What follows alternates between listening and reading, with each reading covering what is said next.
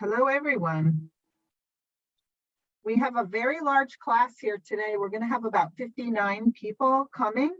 We have Alina Nevins with us today. As you can see from her slide, she's the Assistant Director for Information Technology, and she works in the Office of International Students and Scholars.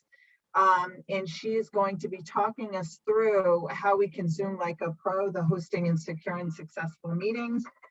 We do have, I will put a plug out there for a couple more classes we still have as part of CNT training and development. Anybody looking to learn Qualtrics, we have creating surveys through Qualtrics. That's going to be delivered on the 29th, 3 to 5. And then we have Agencia. That is also on the 29th. It's an intro to Agencia, and that's our travel software. And we have Deb Stanley McCauley, who's going to be doing a class on August 3rd called Ouch, That Stereotype Hurt. So we're coming to the end of our CNT training program. Now that it's getting our last class is going to be August 3rd. And those are just some highlights of a few more classes we have out there. So with that, I will be handing it over to Alina to take it away. Thank you, Alina. Thank you, Lorraine. Right, so my name is Alina Nevins. My pronouns are she and her. Welcome everybody, and let me get started with an introduction. First of all, my pronouns, as I said, are she and her. You are welcome to update your name and your pronouns, and I'll show you how to do that on the very next slide in case you don't know how. Just a little bit of housekeeping. You're going to be muted the entire time. And if you have any questions or comments, please submit them in the chat. And I will answer at the end. And if there's anything that is a clarification question, Lorraine will be keeping an eye on the chat and is welcome to interrupt me and ask me a question for clarification. That's no problem. Also, we will be sharing the recording and these slides afterwards. You should get them, within a couple of days after this presentation. There will be a lot of linked items in this presentation that link to Zoom instructions and other articles that are very useful. So I definitely recommend checking it out afterwards and clicking on those links. So first, as promised, this is how you can update your name and add your pronouns. Sometimes people, that your account doesn't allow you to change your name originally, and it's your net ID or something strange like that. So to do that, you click over to your gallery or the grid view with that little icon on the top. You click the 3 dots at the top right of your picture. You can rename, you can add your pronouns there if you'd like. But as a caveat, doing your name this way does not change your name permanently. It only does it for the duration of this one session. So if you want to change it permanently, you'll need to go into your profile and edit it that way. And clicking on this link here will show you how to do that. All right, so let me start off with today's agenda. First of all, I just want to set some expectations about what this presentation is and what it's not. It's not an introduction to Zoom or how to use Zoom. I am going to include links for that in the resources sections toward the end. There's a whole lot we could go on, a multi-day training on Zoom. So I definitely will not be able to cover everything. And I'm going to cover selected security settings and tips for you to help you run a successful presentation or meeting. And as I mentioned, I think it was in the description, this is going to be covering regular Zoom, not Zoom webinar. That's a bit of a different animal. So I hope that this works very well for you. As a caveat, these are recommendations based on a combination of different ITS and Zoom security recommendations and my experience of using this a whole lot for presentations. But one size doesn't fit all. Different things are going to work for your department that in your situation that works for mine. So my goal is to give you ideas and inspiration so that you can take back to your offices and your departments and use this and make it your own. Going along with that, you're going to need to determine the best security settings for your situation and your meeting format. So I'm going to be talking about kind of two different, very basic meeting formats and what they are. And again, very, very high level overview. A presentation is what I'm calling something where there's a speaker and an audience, and it's a much more of a one-way. And a conversation, which includes multiple people, and it's a multiple-way conversation. So these are kind of the two extremes of how a meeting might happen. Of course, you're going to have something in the middle probably, but I'm going to discuss the best practices for security and other things based on both of those different meeting types. So we are going to also talk about general Zoom security tips and default settings that you should consider enabling or disabling, and talk about best practices for running a Zoom presentation, and also what to do in case of a dreaded coordinated attack or other in-meeting security considerations. Lastly, we're going to share a whole lot of resources and links and answer your questions. All right, so first I'm going to talk about very high level general Zoom security tips.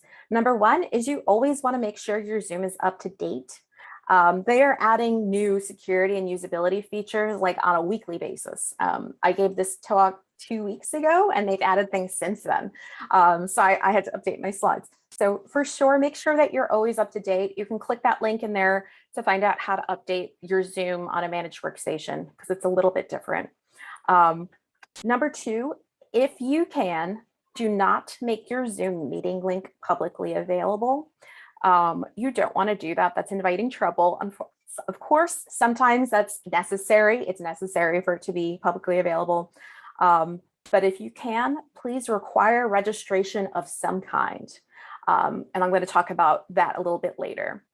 Next is you're going to want to use at least one of these security options. You're going to want to use either a waiting room, a passcode, or require authentication. And I'm going to talk about each of those later as well. And then lastly here, you're going to want to make sure that you're very familiar with the security settings when you're scheduling and when you're actually in the meeting so that you can be on top of anything bad that happens and look like you know what you're doing. All right, so I put together this graph to kind of show you how the effort required to secure a Zoom meeting goes up exponentially depending on how your Zoom link is shared. If your Zoom link is shared, you know, there's registration required, your security settings are very tight. You can probably run the meeting yourself. However, if your link is publicly available, like on your website or social media, you are going to need a team to help you manage the security. You can't do this all yourself. It's going to be too much for one person. And you're going to also make sure that your settings are much more strict than you would need if it was a much lower level, meeting. Other considerations, of course, are your tech savviness, your ability to multitask, the stakes of the presentation. If this is with a bunch of kids, you want to make sure your security is very high. Your audience, you're presenting, to the C-level people, and also the meeting format. As I mentioned before, your conversation meeting is going to be a lot less work to secure than your presentation, your big presentation. All right, so I talked a little bit earlier about the different registration options. And the idea is you want to gather information from people before they're allowed to join. So whether that's their name, email, whatever, you want to get something from them to keep them honest. So a couple of options here is one is you can require registration through Zoom, which is kind of nice. The only thing is you have to set this up, the scheduling through the website. You can't do that through the app or the Outlook plugin. Another way to do it is to use Yale Connect or campus groups. That's being used very commonly here at Yale for student groups. I'm hoping it moves to staff as well because it's like a social media platform with all the different events and stuff going on. And then there's an option here where you can only show your Zoom link to people who are registered, and you need to have a Yale NetID to be able to register at all. So that is connected to a real person. And then other options are like today, requiring, registration through the training management software, and sharing the link afterwards so that you guys can join. And then really basic options, something like a Google form or a Drupal form. Again, you want to require people give you their personal information before you give them the link. All right, so this is a bit confusing, so I'm going to go over each one. There are actually 3 different places that Zoom has that you can set and configure security settings. So the first place is in the actual website, default Zoom meeting settings. And what this does is what you do here affects all meetings that you schedule going forward. So if you disable waiting rooms here, every meeting you schedule later on is not going to have waiting rooms. And you can get there by going to the yale.zoom.us site, logging in with your NetID and password, and then clicking on settings on the left. And we're going to go through kind of a highlight of different settings there that I recommend that you enable and disable. The second place that you are going to see security settings and configuration settings is when you're actually scheduling a new meeting. So some people like to schedule a new meeting through, there's 3 different ways. You can schedule it through the web, you can schedule it through your Outlook plugin, or you can schedule it through the Zoom app itself. And I'll talk a little bit about each of those later as well. And then the third place that you can edit and configure Zoom security settings is when you're actually in the meeting. There are some options on the bottom bar while you're in the meeting. You won't see all of them because you guys are participants, but as a host, you'll see things like security, the participants, and the chat button. And there are settings under each of those items. And I will discuss all of those in detail in a little while. Okay, so first I'm going to talk about, as I mentioned before, the default security settings. Again, these are the ones that are going to be default from now on every time you create a new meeting. Some of these settings are editable later when you're actually scheduling the meeting. Some of them, and when you're actually in the meeting, some of them aren't. So it's a good idea to keep an eye on, like, I recommend going through these every, I don't know, maybe month or so, because again, they keep updating and adding new things all the time. So the first section is called security, which you can see right there. And all of this is available under the settings tab. So the first section is security. And here's what I mentioned. You want to use at least one of these 3 items in each of your meetings. And this is only a very small amount of what's actually in there. This is a very high level overview of what I'd recommend you use. So a waiting room. A waiting room is a really great way to keep people sequestered and control when they can join the meeting. Even if it's a one-on-one meeting, it can give you time to prepare, get your notes together. The great thing is that really it avoids kind of that awkwardness at the beginning where people are shuffling papers and nobody really knows what's going on. It allows you to bring everybody in all at once, welcome them, and get started together as a group. And you can customize your waiting room if you'd like to. You can add like a logo or a special message, which is very nice and welcoming. And again, it depends on what kind of meeting you have. If you are doing a presentation, you're probably going to want a waiting room. But if it's more of a conversation, a team meeting or something like that, you don't want a waiting room. Next is a passcode. So passcode is supposed to make your meetings more secure, but does it? And the rhetorical answer to that is, if it is embedded in the link, it does not make your link more secure. So this is an example of a password embedded in the Zoom link. What this means is you can click on it and it opens the meeting right away and enters in the password for you automatically. However, there's no difference between having this link and having one, with the passcode turned off and just sharing that. Like, embedding the passcode in the link is basically like not having a passcode at all. So what I would recommend is, if you do want to use a passcode for your meeting, you turn off the setting for embed passcode in invite link. So that'll prevent that little part from getting added to your your meeting ID. However, that then means that when somebody tries to join your meeting, they'll be prompted for a passcode. And ideally, you would have sent it to them earlier and they would have read your email and they'll be able to type it in. But in reality, you're going to have a ton of people who didn't get it, didn't see it, etc. So if you're going to use the passcode, I recommend sending the passcode to your audience multiple times. Make sure it's in the description. Just make it as obvious as possible. It'll save you some trouble down the road. Next is requiring authentication. And what this means is making sure that only people with Zoom accounts can enter your meeting. So just a random person can't just join. I like to do this. There's other levels of people that need to be authenticated. So for example, you can say only people who have logged in with their net ID and password are allowed to join this meeting, and that kind of thing. So that is an interesting option to play around with if you have meetings that are generally only with Yale people, or you want to keep more secure. So I recommend, again, using at least one of these. It can't hurt to use more, but at least one of these will help you secure your meeting. Next, the next section in the default settings is scheduling. And these things affect obviously you're scheduling your meetings. So the first option here is allowing or preventing people from joining the meeting before you.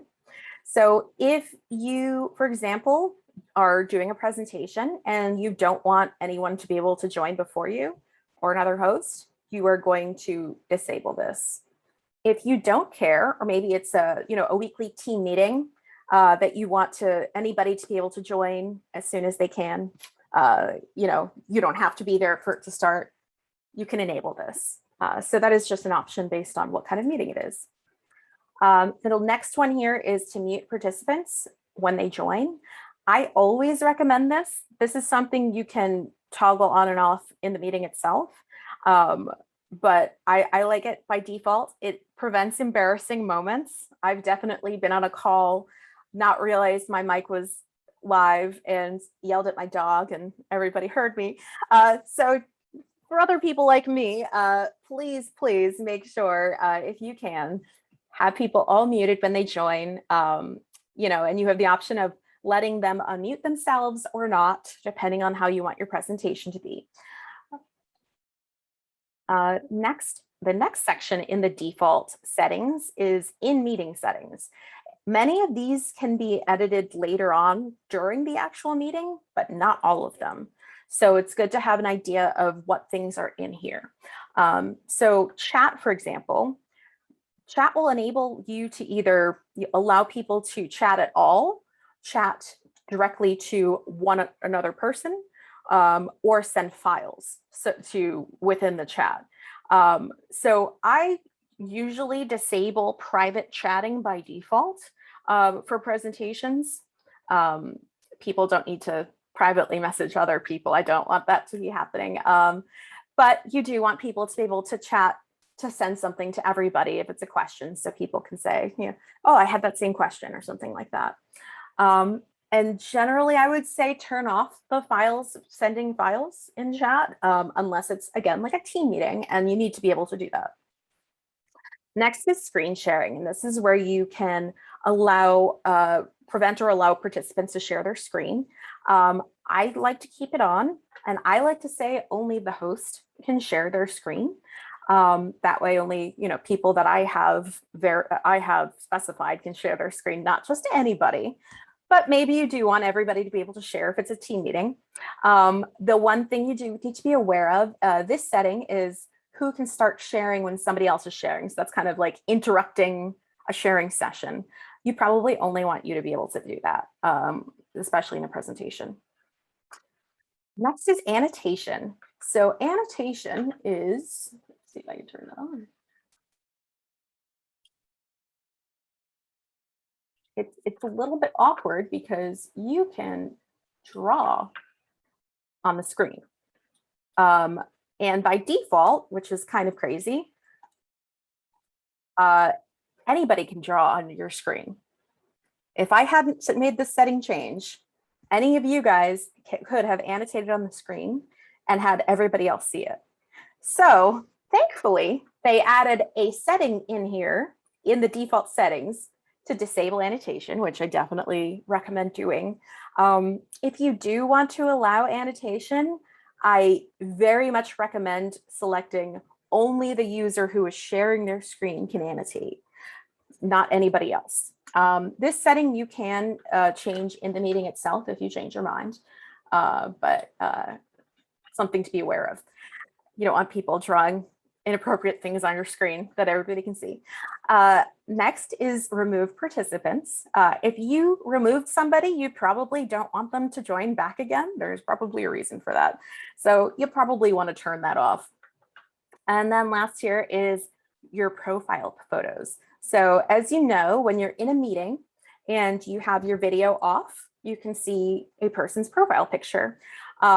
Theoretically, if you're in a big open presentation that the public is, invited to, you might have people's cameras off, you might have them muted, you might have them not able to chat, but theoretically somebody could upload an inappropriate profile picture of themselves, and then that's visible. So, this is an option to make sure that you can't see profile pictures at all. And this one I don't see in the scheduling settings or in an actual meeting. This one has to be done in your default settings.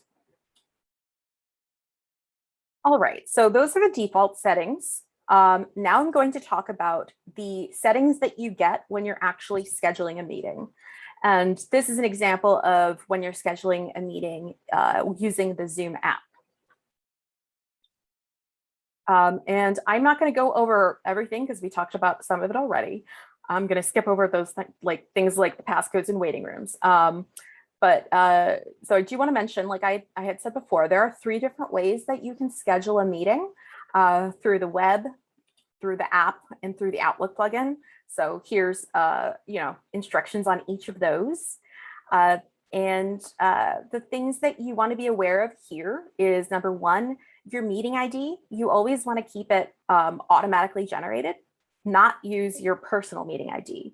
This is so that it's never the same. It's different every time you create it, so that people can't, use an old link and join a new meeting or something like that. You only want the people who you want to join can join. Next is registration. You can require registration. This can only be done in the web version of scheduling meetings, though. It can't be done through the app or Outlook, in case you were looking for that there. Video. So here's where you can specify if you want the video to be on for the meeting, either for yourself, the host, or other people for participants. If it's a large presentation open to the public, like I said before, you probably want to keep video off for participants. And then here's also where you can set alternative hosts. I very highly recommend you adding a co-host or a backup, just in case. The thing is that when you add alternate hosts this way, they have to be at Yale and they have to be in your account. Yale actually has 2 different accounts. They have a HIPAA secure account for the hospital and that kind of thing. And then they have a everybody else account. If you're in one of those, you can't name someone from the other one as an alternate host. You'll get an error saying that they're not in your account. If that happens, not a big deal. You can add them later in the actual meeting, and I'll show you how to do that later. But takeaway, you definitely want a backup person to help you, just in case. All right, so that is the part about the settings ahead of time. Now we're going to talk about best practices and security considerations for the actual presentation. Number 1, it's a team effort. As I showed you on that silly graph I made before, it doesn't have to be 4 different people. You can double dip. The same person could have multiple roles, maybe all of the roles. It really depends on, how publicly available that Zoom link is, how tech savvy you are, and how good you are at multitasking. So the important part is that each task is clearly defined and it's obvious who's responsible for what. Now, all of your team members are going to be set as co-hosts. You're going to want to do. And you're going to also make sure that you have backups for each role just in case something happens. And really quickly, I'm going to go over each of these. I'm going to discuss them in detail more later. But so the speaker is the person, obviously, who talks. And it's most important for them to look and sound their best. And you want them to only focus on that. The chat wrangler is the person who manages chats. And chats can be very distracting when you're speaking or when you're sharing your screen. So it's great to have somebody who's just answering chats to be on top of that. The technology manager, I'm going to go into this a lot more in detail later, but they're the ones who manage all the settings, either both ahead of time, during the presentation, do the recording stuff and all of those things. And the slideshow driver, of course, they're going to be sharing their screen. And I really recommend that they practice screen sharing and know exactly what's being shared because it's very easy to share the wrong thing. But overall, as a pro tip, I recommend every person on your team changes your background, use a virtual background to something similar so that you kind of brand yourself as a team and it's easier for people to see who the hosts are. All right, so as far as doing a presentation, the most important thing is to have a disruption plan. So a disruption could be something as innocuous as, someone's internet goes out or Zoom crashes for them. So you definitely want to make sure that you have, an alternate communication method that's outside of Zoom. So whether that's going to be texting or team chat or whatever, agree on it ahead of time so that you know what to look for. And that also somebody else should have at least a copy of the slides to act as a backup presentation driver, but it's a good idea to have, a backup for each of those other roles as well. And then a more nefarious version of a disruption is something that's like a coordinated disruption, what the kids call a Zoom bombing. And in this case, there are a number of things that are important to know. A Zoom bombing is basically when bad people join a Zoom meeting just for the purpose of disrupting it and upsetting people. And ideally, this would not happen if you have been really good about all your security settings and you didn't share your link publicly, but just in case. And the reason why I mention this is because old versions of Zoom don't always respect security settings the way that you expect them to. For example, a version of Zoom, like the current one is 5 something. A version of Zoom that's 2 something maybe doesn't have anything about screen sharing. And now the person with this can share their screen even though you've disabled it. So that's why it's always really important for someone to be on top of this and be aware that something could happen that you don't expect. So the first priority, of course, in this is the well-being of the event participants and hosts. And I'm going to name a couple of actions that I recommend you take. Most of these are going to be either the tech manager or the speaker. And these settings are going to all be available across the bottom of the Zoom window. There's a window in the bottom. Or if you are the one sharing your screen, it'll be at the top. So number one, most important thing, if they haven't been already, you can mute the person that's causing trouble. And you can do this by clicking participants and then clicking mute next to their name. 2 is kick them out, remove them from your meeting. That you can do from participants, then clicking the more button next to their name and clicking remove. And you should be expecting multiple accounts to join the disruption attempt. You could kick out one and a new one just joins. It could be, I don't know if it's multiple people doing this or the same person, multiple accounts. They're going to try to make it as disruptive as possible. So what you can do is lock the meeting, and you can get that from security, the security icon, and then click lock meeting. And that prevents new people from joining at all. And then worst case scenario, something's happening, going crazy, you can do security suspend participant activities. And what that does is turns off everything, turns off video, audio, screen sharing, locks the room, does everything, kind of shuts everything down. So that is a good way if you absolutely need to shut, like things are going crazy, suspend participant activities. So what you're going to want to do after that is taken care of, after you kick the bad people out, is communicate with the audience. So as you regain control of the room, you're going to want to denounce and name the actions by their intent and impact, whether it's racist, sexist, pornographic, whatever. You're going to want to provide space for people to pause and to reflect and process what happened before proceeding. You definitely don't want to pretend it didn't happen, because it definitely is going to be the elephant in the room if you don't address it. And then even depending on the audience, you might want to invite people to step away for a few minutes if needed, or even write about their reactions either publicly or privately and share them if they want. Next is you're going to want to report it to Zoom and report it to the Yale police. And if it's something, especially something regarding like a hate crime, the Yale police is definitely going to want to know as much as possible. So having a good, detailed registration list, it will be necessary for this. And then next is reaching out for support. I recommend reaching out to other members of the Yale community for support and resources like the mental health department, SHARE, the employee assistance program, the chaplain's office, etc. And then lastly, you're going to want to follow up with the audience and send a communication explicitly acknowledging the impact and the harm of the incident, and to also prepare or provide options for support applicable to the event audience and the disruption. So maybe that's, links to the chaplain's office and employee assistance program.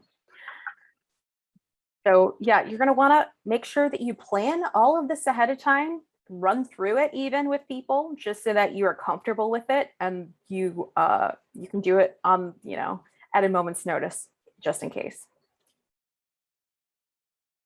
All right, so that was a heavy slide. So we're going to go back to a little bit lighter. So what to do in advance of your presentation. And this is, I'm thinking, a day or two ahead of time. And this is all about looking and sounding your best. Number one, I really recommend you rehearse a day or two ahead of time if possible. You're going to want to do a run through with your entire team, test all of the features you'll be using, and test your disruption plan. Then about looking your best, you're going to want to make sure that you have good lighting. That lighting is mostly, coming from forward and the sides, especially if your virtual background is not working well. It's probably a lighting issue. You're going to make sure that your webcam is at eye level, but you can always test to see what angle looks best for you. I like to do some videos where I'm looking up at the camera because it kind of hides the double chin. It's pretty nice, much more, looks a lot better, but whatever you'd like. That's why I recommend doing it ahead of time so that you can see what you prefer. Next is make sure your camera is centered like a portrait, not too high, not too low. You don't want to cut off your neck, not too far away or too close. Next is making eye contact as much as possible. You want to look at the direction of the camera when you're speaking. There's, a little trick I do that works really well for virtual presentations that you unfortunately cannot do in real life. But I put my presentation notes kind of right behind where my camera is, so I can look at those and it still looks like I'm making eye contact. Some people don't use notes, but maybe they want to see, the attendees' faces. You can switch to gallery view and put that over there right behind your camera. And behind my camera, I mean, I have a laptop and an external monitor. So I have those things on my external monitor. Next is you want to make sure that you have a clean background, or you're using a clean virtual background.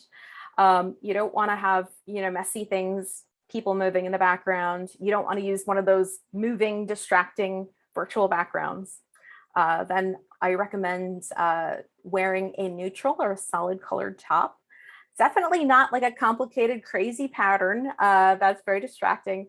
You're welcome to wear the craziest pants you want, or no pants. This is Zoom. That's the benefit of Zoom. There's a setting in the video settings in Zoom called Touch Up My Appearance. I call it, maybe she's born with it, maybe it's the Zoom beauty filter. And what it does is it does like a little photoshopping, gets the fine lines and spots and all of that. So I don't recommend putting this up too high, or your colleagues will not recognize you when you're back in the office, but just a little bit is nice. And next, Zoom has a bunch of virtual filters. They're really fun to play with. There's like hats and mustaches and stuff. I recommend not doing that unless that is the topic of your talk. There was a gentleman, there was a video of a gentleman recently who couldn't figure out how to turn off his cat filter in some legal proceedings, which was hilarious. So if you want to watch that, when you get the slides, you can click on that kitty cat right there and watch it. It's definitely worth a watch. And we'll remind you not to use the filter. All right, now sounding good. You want to make sure that you are in a quiet location if possible. Hide the kids and the dogs or whatever somewhere else if possible. And you want to make sure that there's no echoing. Make sure that you speak clearly and not too quickly. That is always something I am bad at, speaking too quickly. So I apologize about that. Next, the goal here is to make it as easy as possible to understand your message. Also, miscellaneous stuff, you want to make sure, again, record yourself ahead of time to make sure that you look and you sound your best.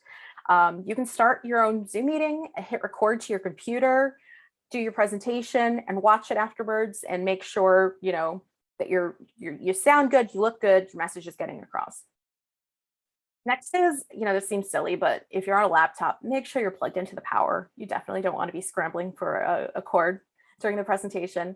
And also that you have either, really good Wi-Fi where you are, or you're plugged into the Ethernet. All right, next is 15 minutes ahead of time. So I like to have everybody join the call 10 to 15 minutes ahead of time to do all these things. Make sure that, first of all, that the speakers audio and video, their camera and mic are working. They can arrange their notes or their Zoom windows, so for eye contact and ease of access. The slideshow driver is going to make sure their screen sharing is turned on, and they can disable that annotate on shared content, which I mentioned earlier. I'll show you how to do that in the meeting itself later. They can bring up the title slide for the presentation if you're going to be using that, and make sure they close all their open applications so that things aren't slowing down, and disable all of their PC and Mac notifications so you don't get, embarrassing text messages popping up or emails. The tech manager is going to make sure all the co-hosts are set correctly. So each of your team members a co-host. If you needed to add people who were not in your Yale account or non-Yale at all, they're probably in the waiting room, so you can let them in from there, and the instructions are in that link, and make them a co-host. And then they are also going to confirm all the security and participant settings, and the chat settings, which I am going to go over next.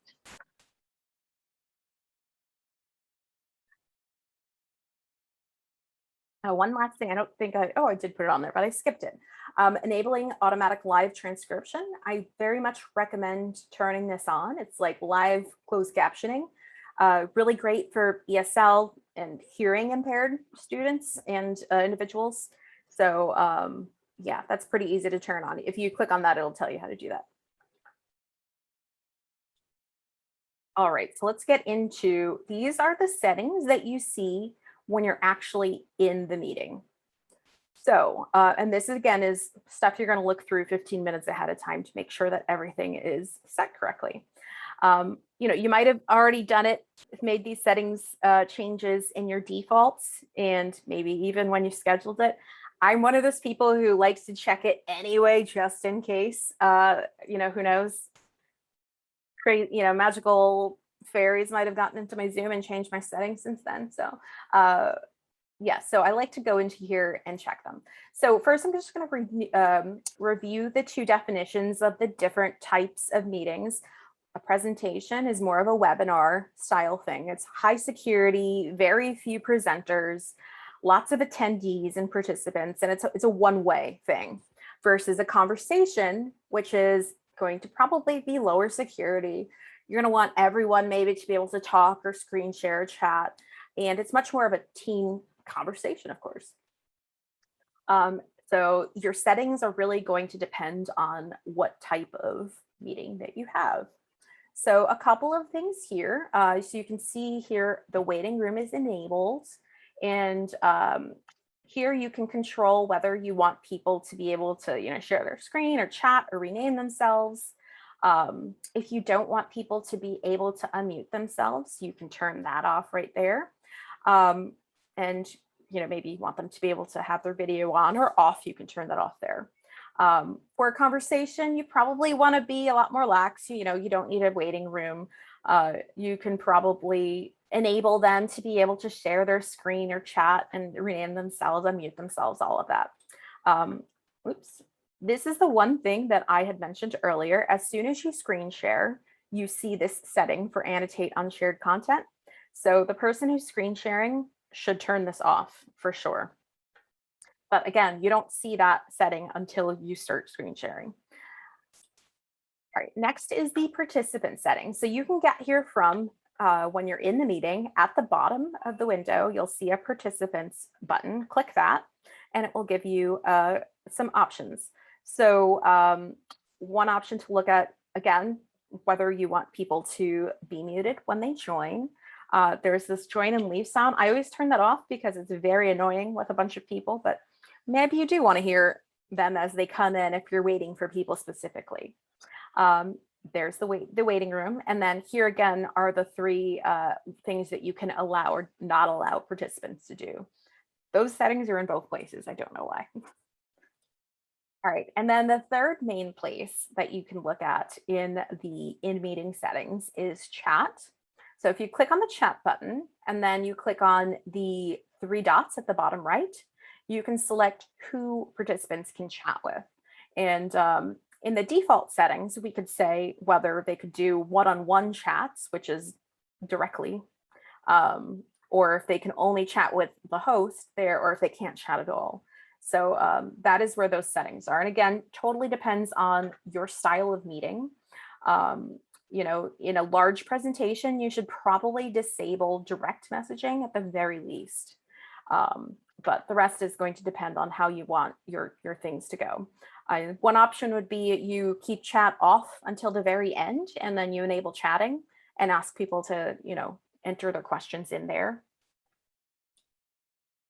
All right, so that is at the end of your 15 minutes, and it is like, 11:55 or 11:59. You're ready to start. Go time. Okay, the tech manager is going to start recording if that's something you're going to do. You can get there by clicking record and then one of these options. If you are the owner of the account that created this, I recommend using record to the cloud because it gives you a whole lot more options of different things that you can download related to the video, different sizes, just the screen, just the people. But if you are not the account owner, you won't be able to see this at all. So I would say record to this computer if that's the case. That's the difference between those two. And number two is they can then release everybody from the waiting room. They can do that by clicking admit all to release everybody in all at once. Or if there's some reason you want to release people one by one, you can just click the admit next to their name. The third thing is they will want to disable the waiting room if you're using a waiting room. Otherwise, every new person that tries to join will go into a waiting room and you'll need someone to monitor that and let them in, which you don't want to do. So I would say disable that. And then optionally, you can lock the meeting if you want, which will prevent anyone new from joining. All right, now during the presentation itself, the tech manager is going to be, of course, on alert for any disruptions. They're going to manage any setting changes, and they can also do something cool called spotlight video feed, which is when usually the main speaker is the active window. You could actually make another window the active window that everybody can see instead. The speaker, of course, is going to welcome everybody, do their introduction, invite people to do their name and pronouns and set expectations and share details about it. Do all the housekeeping stuff there. Just basically what I did at the beginning. I do recommend, mentioning if you're going to be sharing the materials, because you're going to get that question, and the recording, of course. And if you're going to be muting people and not allowing them to turn their camera on or something like that, make sure you communicate that at the beginning, so people aren't thinking there's something wrong with their computer. And then lastly, make sure people know how you want them to ask questions, because people definitely have questions, which is good. All right, Chat Wrangler. So they're going to monitor the chat window, of course. The nice thing about having a separate person doing this is that they can, enter questions during the presentation related to the presentation. They can paste in a link while you're talking about that thing. They can do a whole lot of things that, the speaker can't do because they're focusing on giving the presentation. The one thing I do recommend is if there are many questions and you're replying to someone, to reply with the @ symbol and then their name, so that it's clear what that reply is replying to. Otherwise, it's a little bit confusing with just one big flow of conversation. And then the slideshow driver, of course, is going to be paying attention to the presenter and changing slides. And maybe the speaker has a symbol, or you're practiced enough at this that you don't have to say, please change slides. But yeah, I recommend just, if you practice it once or twice with the person, you'll kind of get an idea when that needs to happen. But overall, all presenters should probably keep themselves muted unless it's their turn to speak. And don't forget to unmute when it is your turn to speak, which I feel like everybody at this point has done. Everyone's like, I can't hear you. So just be aware of that through screenshots of what it looks like when you're muted and the video's off versus when you're unmuted and you're talking. You'll see the green bar go up and down, and this means your camera is on. All right, so lastly, I want to give you some pro tips. I haven't seen these all in one place. So I want to share them with you. First is for engaging participants. It's awesome to have either a poll or a game. Unfortunately, I didn't have enough time to do it today, but it really makes things more fun and keeps people, into your conversation. Another great thing is breakout rooms. That could be its complete own course, so I can't get into that very much, but it's great to have for small group conversations. Next is, if you're in a small group, normally in the before times, people kind of sit in a circle and it'd be obvious who speaks next. In a virtual environment, it's not obvious who's supposed to speak next. So there's always who's supposed to talk. So as the host, I'd say definitely specify who the next person to talk is, or else set up expectation to do, it's something called popcorning, where you are going to ask the person that when you speak, you're then going to name the next person to talk, and so on until everybody's has spoken. And then let's see. Oh, one more thing about the poll is I wanted to show you an example of it, but I could not do that today. One thing that is not clear is that when you fill out the poll, you need to click the submit button at the end. Otherwise, it does not actually take account into what you did. So be sure to specify that to people if you are using the poll, to click submit when they're done filling out. Okay, as far as screen sharing, there's just a couple little things about screen sharing. If you have two screens and you're screen sharing, there's a little bit about having which one display you want to have your notes versus the presentation. You're going to want to know how to switch that, so that you are on top of it. If you want to share your video or sound, there's an extra setting that you need to be aware of. Then lastly, just be aware of what you're sharing. I like to share my whole desktop because it just makes it easier for myself, especially if I'm switching between windows. But you're sharing your whole desktop, you're also going to have things pop up and see your bar in the bottom and see everything on your desktop. So just be aware of what you are sharing. Next is about chats. So chats are not historic. What that means is if I posted something in chat and a new person just joined, they will not see anything historical that I or other people have posted. So if you posted, for example, a registration link at the very beginning, and new people joined since then, you're going to have to post it again. All right, waiting room. Again, you can customize your waiting room. I really recommend that. Another thing I recommend is sending a message to the people in the waiting room if you're running late. So people aren't, twiddling their thumbs wondering like, it's 12 o'clock, how come it hasn't started yet? And then lastly, if you are looking to share your recording afterwards, if it can be available to anybody, that's super easy. You could put that on Vimeo or YouTube or something. If you put it on Box, it's not as great because it doesn't have closed captioning in there, but so that's why I recommend YouTube or something. If you need it to be NetID or password restricted, I recommend using Microsoft Stream. You can click that for instructions on how to use it. All right, so we're almost down here. I wanted to share some selected resources that are really useful. If you are especially looking for an introduction to Zoom, there's this LinkedIn Learning course, and everyone at Yale has free access to LinkedIn Learning, which is nice. And there are a whole lot of other articles and instructions for you to take a look at. And if you have questions or problems with Zoom, the help desk is the group that is going to answer your questions. Or if you're impatient, you can look it up at support.zoom.us. Okay, oh goodness, 5 more minutes. Okay, I want to open it up to questions. Let's see.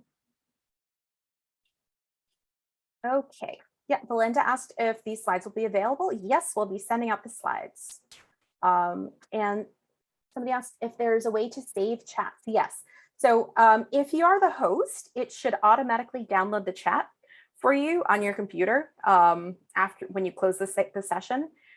If you are not the host, there is an option to allow or disallow people to save your chat. Right now, I can't send it. I can't show you because my Zoom doesn't work over Zoom. But there is also a way to manually click on, there's 3 dots to the bottom right of chat you can click on, and it gives you save chat. I'm not sure if you see that. I'm not sure what the settings are for this account. Next is, how do you know if you have the most updated Zoom version? That is a very good question. So let me get out of this. So in Zoom itself, let me stick over my Zoom window.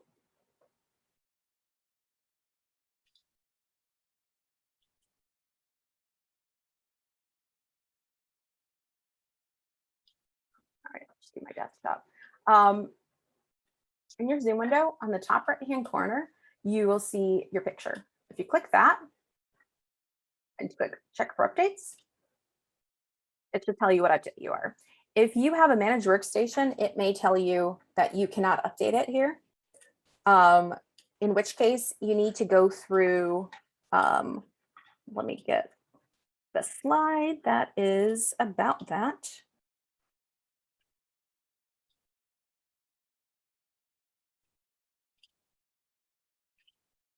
All right, keep Zoom up to date.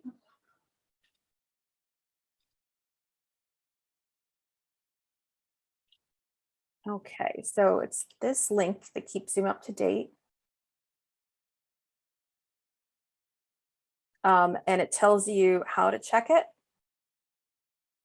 and how to update it, which is in Windows, it is called Software Center. And you can find Zoom under applications and then update it there.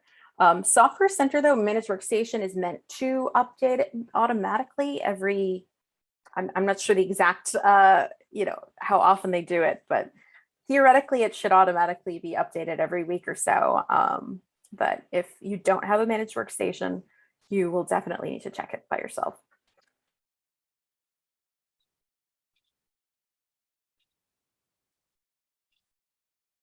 Okay, just look at that though.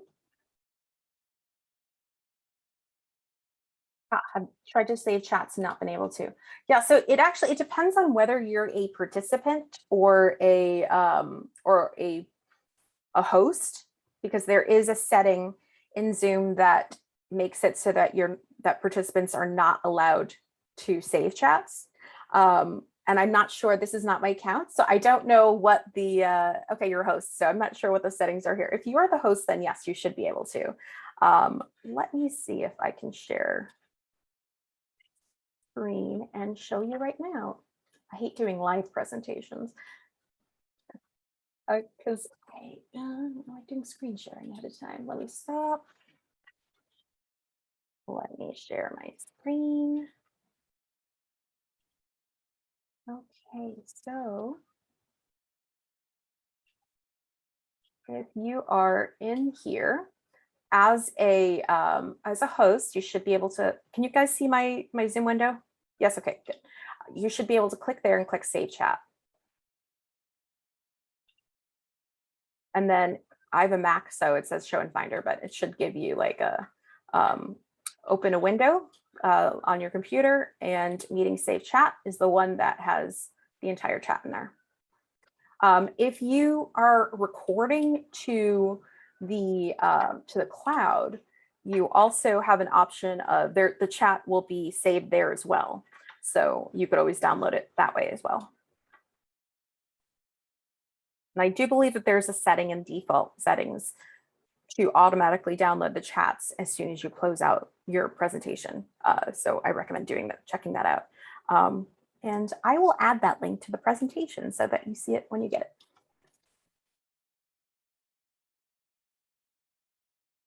Oh, okay. If it's a HIPAA issue, that's a good point. Yeah.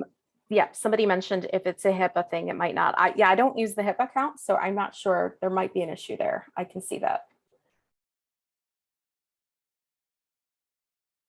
All right. Any other questions?